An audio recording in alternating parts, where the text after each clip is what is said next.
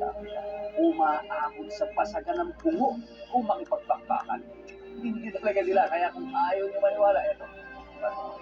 Ang kwentong amazing number 2, Bardagulan Bull. Kapag tag-ulan na, mas nagiging masigla ang isa sa mga bigatin sa Africa, ang mga giant bullfrog. Kaunting ulan lang, hudyat na ng breeding season at simula na rin ang laban.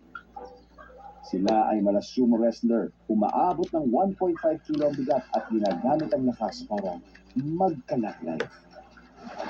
Kung walang mananalo sa kantahan nila, aba, handa sila sa rambulan.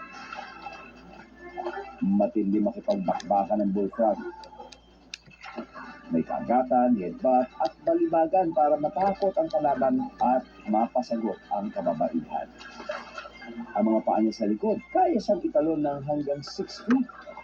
Mabilisan ang galawan para masaktan ang sinumang kalaban. Tapos yung tatlo niyang malangipin na buto sa panga, yun ang ipangkakagat niya. Kung sino mananalo, siya ang mag-uuwi ng maraming asawa para makabuo ng sandamakmak na butete. Pagkatapos ng mating season at panganganak, 30 days ang kailangan ng mga butete para matapos ang kanilang metamorphosis. Paborito nilang kainin ang lumot. Pero sa kanilang paglaki, nagbabago rin ang kanilang diet. At dito na sila mas nagiging mapanganib. Mahigpit ang competition nila habang lumalaki. At dahil competitive, kailangan nilang gawin ang lahat manalo lamang. Lalamunin ng mga amphibia na ito ang lahat ng kaya nilang kainin. Mula sa mga langaw hanggang sa maliliit na manok. Sa mundong ito, kinakain ng mga talaka ang kanilang kapwa. Pero ang pagkakaroon ng kamag-anak na kanibal ay isa lang sa mga panganib na kanilang hinaharap.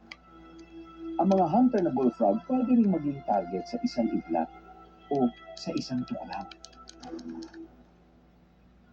Sa swamps ng Africa, nagkukubli sa bawat sulok ang mga assassin. Hindi pwedeng mag-relax habang nasa pampang. Ang babaeng booms lang, bababa na sa puno para maghanap ng makakain. Ang kanyang cravings, giant bullfrog. Kahit maliit na paggalaw, walang taka sa sensitibo niyang mga mata. Magaling siya mag-blend in sa kapaligiran habang papalapit sa katubigan. Dapat niyang bantayan ng dambuhalang daddy bullfrog dahil kaya niyang pumalag at kainin ang ahas. Pero hindi ngayon.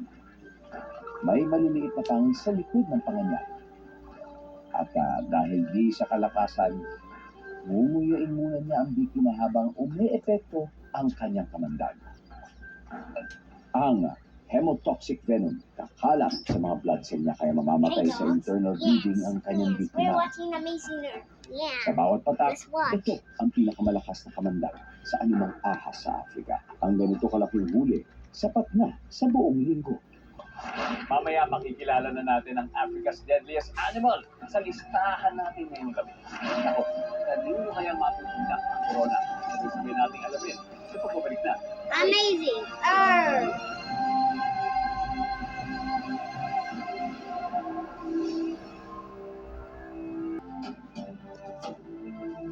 Kasama natin ngayon ang Amazing Earth Adventure at Miss Earth Air 2023, Liliana Aduana. Hi, Liliana. Hello po. At unang-una po sa lahat, no, gusto ko lamang po batiin ang ating Amazing Earth ng happy 6th anniversary. And salamat po for pagpapaunlak sa akin ngayon.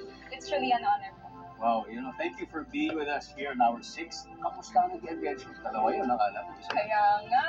At sobrang saya naman. Yung una ko pong ginawa is the zip line. The best part doon, nakita ko yung 360 view of the island. Sobrang ganda. Kasi nasa area ko kanina, and then nakikita ko yung sobrang gandang anyong tubig natin dito sa Pilipinas. At syempre, hindi lang yung pagtawid mo, di ba, na naging highlight natin. Hindi pasok mo na, pagtalon mo sa cliff. Yes. So, kamusta siya?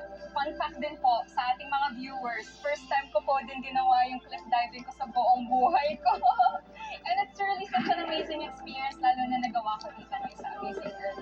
Sobrang ganda po doon. Alam mo, speaking of amazing adventures, grabe yung pagmamahal mo kay Lucas. kalikasan, meron ka mga advocacies. Pinaka-advocacy ko po, it centers around Earth education, which is short for environmental awareness and action to restore and transcend hope through education. And I do that po through the 17 United Nations Sustainable Development Goals promotion. Yun lang, gusto ko lamang i-take ng opportunity na to para sabihin sa mga tao na when we talk about water bodies, we don't only focus on water quality treatment, but also the water quantity.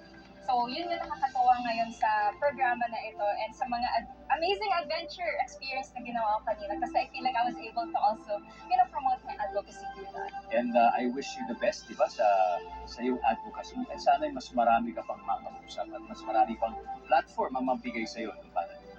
So again, maraming salamat. Para sa amin, isa kang amazing year here. Thank you po so much. Ang Africa's Deadliest Animal walang matawad.